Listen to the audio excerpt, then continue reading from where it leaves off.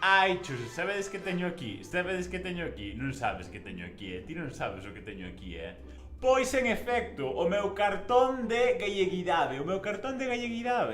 A xente leva décadas preguntando que quen dá eses carnés de galleguidade. Que si a mí ninguén me ensina a ser gallego, que non sei canto. Y me siento profundamente gallego, que es mi forma de ser español. Os rumores son certos, dounos eu. Se queres saber que coñecementos e aptitudes son requeridos para a expedición deste carné, stay tuned así.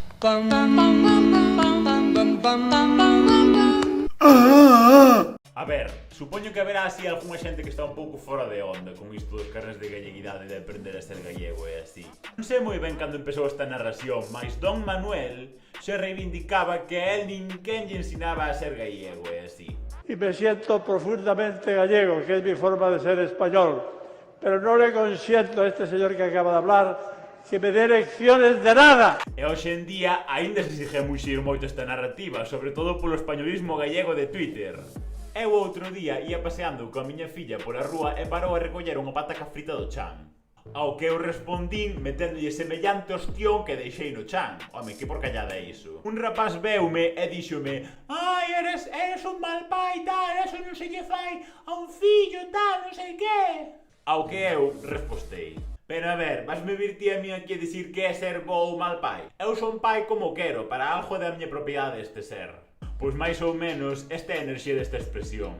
É a enerxía que toda esta xente leva todas estas décadas copiando. E a ver, aquí cada quen que faja o que queire, si máis, se queres obter este carné de galleguidade, pois tens que pasar o meu test, sinto moito. Para falar de identidade e galleguidade temos que falar, por suposto, do folclorismo. Hai algo esencial para entender a figura de Fraga como político, a gastronomía. Nun mundo analóxico carente de redes sociais, Fraga empregaba a comida e as festas como a ferramenta de comunicación. Aí tecía redes. Eran espazos, as ferias de gastronomía e as festas do cocido de Lalín, as de Betanzos, para o intercambio social. A comida, o lacón, os grelos e o polvo garantiron moito do seu éxito. Levou ao máximo extremo o de ser popular. A gastronomía como acto comunicativo, porque todo comunica, tamén as alabanzas, a comida e as festas locais. Fraga comía de todo e con todos. Beatriz Busto Miramontes fala no seu libro Un país a la gallega sobre o que considera a diferenza entre a música tradicional e o folclore.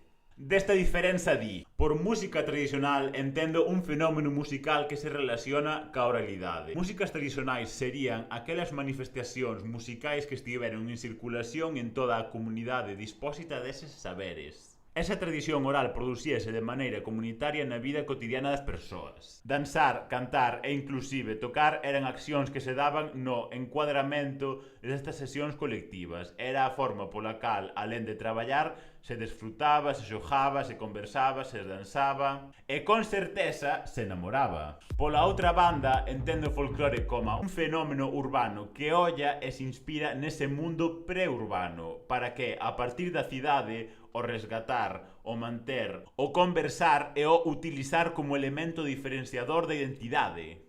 Ou sexa, o folclore como unha reinvención urbana para construir un elemento diferenciador de identidade. Tanto na identidade, como na política, como na vida, o que é verdade e mentira, pois é irrelevante. O importante é a narración e a argumentación que crees para xustificar a túa visión. Este libro fala do nodo franquista, que é a abreviatura de noticiario e documentales, o cal era un noticiario de obligatoria emisión nos cines antes dos filmes. Estes trataban noticias, logros do réxime franquista e tamén tiñan cabida para mostrar segmentos culturais e a descripción de diferentes manifestacións culturais do Estado español. A autora describe a primeira vez que veu a representación da Jallaesia no nodo deste xeito. Lembranza de uns escasos 40 segundos abriuse ante os meus ollos unha representación folclórica de algún local. Ao principio non localicei de cal. Demorei uns 20 segundos para comprender que aquilo que vía era suposto ser a Galiza, en improvisada romaría. Efectivamente, aquilo era a Galiza. O que se vía na imaxen eran persoas, homes e mulleres, a danzar cuns traxes regionais. E dixo regionais conscientemente, pastorís, sinxelos, reducidos, homoxéneos, que, cuanto moito, indicaban que se trataban de unha manifestación folclórica de Faixa do Norte. Definir en 40 segundos se aqueles traxes eran asturianos, galegos, cántabros, vascos, ningún ou todos ao mesmo tempo é parte do que me trouxo até aquí. A folclorización dos povos é sempre útil para caricaturizalos como unha xente inofensiva, amigável, campesiña e allea dun mundo contemporáneo. Do folclore justa todo o mundo. Desta narrativa sabía moi ben Don Manuel, do que falan no primeiro programa do podcast Carretando, sobre a hexemonía do PP de Galicia. O eslogan dicía galego como a ti. Foi un eslogan que foi recoñecido e que tivo unha gran rendibilidade electoral.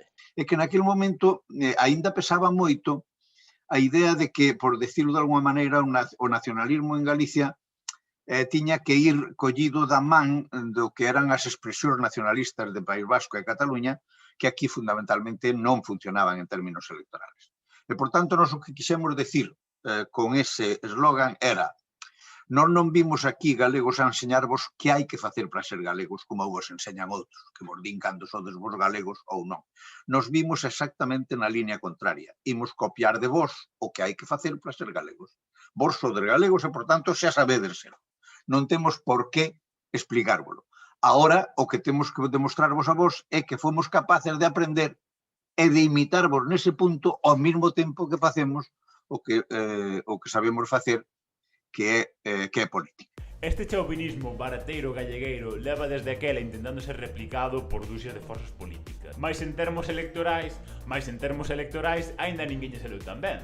Porque a mí ninguén me enseña a ser gallego. Yo soy gallego como quiera y como me apetezca en el momento. E si quero ser serbio, tamén soy serbio. Claro que sí. Hoxe en día, amplos sectores do españolismo gallego usan o Manual del Buen Gallego ou o Carnet del Gallego para intentar justificar que...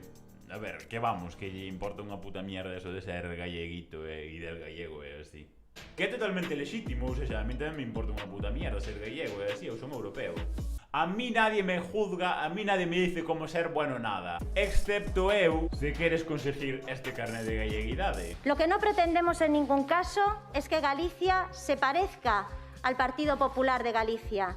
Lo que queremos es que el Partido Popular de Galicia se parezca a Galicia y a los gallegos. Pero a ver, a quen se vai parecer? Que é un partido político, non un ser humano, por favor. Cando aparece o tema da boina e del birrete e todo eso, hai unha degradación do modelo de galeguización do Partido Popular. Pero esa é a miña opinión, xa vista como politólogo, porque eu naquele momento xa estaba na universidade. Que fixo o Partido Popular de Galicia para manter a súa hexemonía no período posfraguista? Fálase de xestor, de moderación, pero quizás con menos folclore. Disminueuno, pero disminueuno por unha vía que eu creo que foi un pouco equivocada. E é que fixo unha mestura de galeguismo e yuppies de Madrid, verdad? E, por tanto, de alguma maneira, levouno a que en determinados aspectos, como é, por exemplo, a cuestión do idioma, a cuestión da cultura, etc., non acertou de todo. Pero non lle fixo, evidentemente, ninguna falta tampouco, porque seguimos na mesma. A ver, vou expoñer aquí en exclusiva a estrategia comunicativa que vai seguir o meu partido político. O que es? A ver, dille a xente o que queire escoitar, que sí que gallegueirito que ir a la feira é así, pois moi ben.